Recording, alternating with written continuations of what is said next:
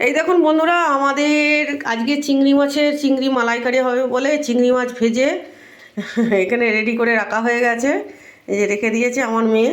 আর এখানে হচ্ছে মশলাটা রেডি হচ্ছে এখন। আর এখানে যে দুধ বার করা হচ্ছে নারকোলের, মিক্সিতে নারকোলটাকে ছোটো ছোটো করে কেটে টুকরো করে নিয়ে ওর মধ্যে পেস্ট করে নিলে তাহলে দুধটা ভালো বেশ বেরোয় ভালো। ওই যে নারকেলের দুধটা এবার বার করছে, এই যে চিপে চিপে এটা এখানে দেবে বলে কিছুটা দিয়েছে এখানে। এখন এই যে সব, এই দেখুন আজ খাবো গলদা চিংড়ির মালাইকারি।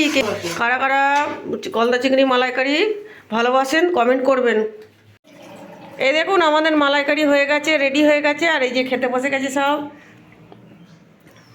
এই যে আজকে আমাদের মেনু হচ্ছে মালাইকারি। ও দেখো।